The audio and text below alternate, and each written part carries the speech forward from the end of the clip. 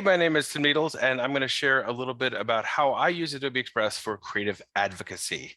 So I am a high school teacher primarily, but I'm also an ed tech coach, K-12, and I work with colleges teaching emerging media and film.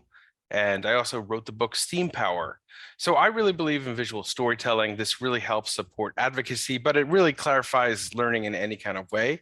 And I believe that Adobe Express is a great tool to really support this visual storytelling.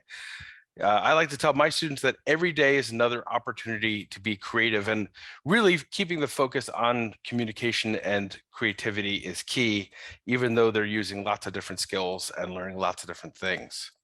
So the power of visuals is really important. I think this is something I try to communicate to all teachers, because not only does 83% of our learning occur visually, and we process visuals much faster than text, 60,000 times faster, but it actually makes a cognitive and emotional difference. That means we not only think, but we feel, and that's why we can remember things better when we use visuals. So here's a really great example. This is from one of my favorite artists, who kind of created this interesting, quirky illustration with a piece of toast and the word "I'm tired." Both of these things have the same exact message, but which one actually communicates it better, right? We all relate to that piece of toast, and that's why this really works. So when we're talking about the projects, I like to start by talking about advocating for social emotional learning and equity, diversity, and inclusion. So, a great place to start is the class poster template that I'm sure many of us have used. I think it's a great way to kind of define the class culture. We talk about what is this class about, what do we believe, but really it's a secret way to assess every student's skills and start building them, and also work collaboratively as a class. So this is a great project. I love it because you could also put the poster up and anyone that walks into the classroom understands what the class is about. But then I wanted to bring it to the next level. So I actually used augmented reality to turn it into an AR trigger.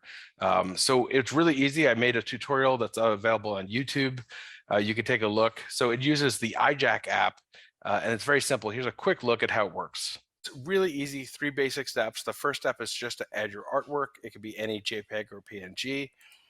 So I'm going to go ahead and add the image that we created, and then hit next. So now you're adding the animation. It doesn't need to be an animation. It could be a video, a GIF, or a PNG sequence, basically any kind of film.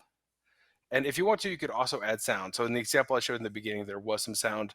You could also have the students record the students actually reading the poster, which is fun. So you can make it really personal. And then just hit create. So it takes a moment to actually create. And then you will see this screen. So this is the really easy 3 basic. So it's that simple. It's great to have them AR, especially, for back to school night when you could actually show off that technology. And then usually I take that same template, and there was a student version. So I actually have tweaked this and used it specifically for social emotional learning, talking about things we're grateful for. And this is also the point where I start allowing students to really kind of get creative and find their own way and create their own templates themselves. So another really nice SEL project we do is video poems. This is something that I actually shared in my book, Steam Power, but it's a really nice way to kind of have students express themselves. They express their fears, their feelings.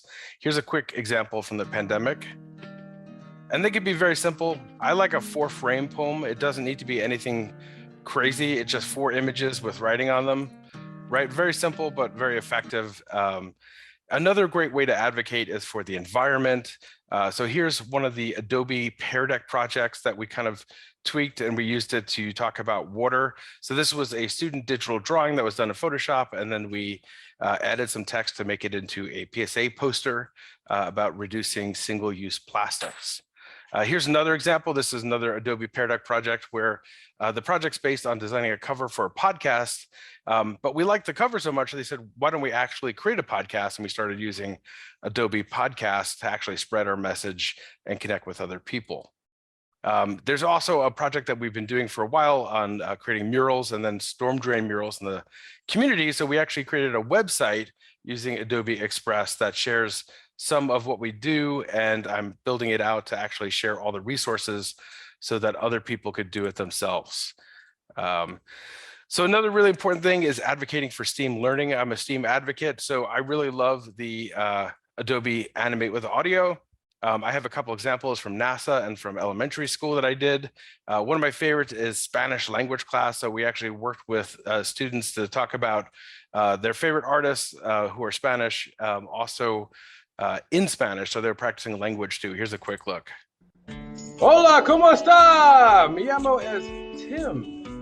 Hola, me llamo. So all of these examples are up there. I also love asking teachers, what do you love about teaching? So that's a great way to use it.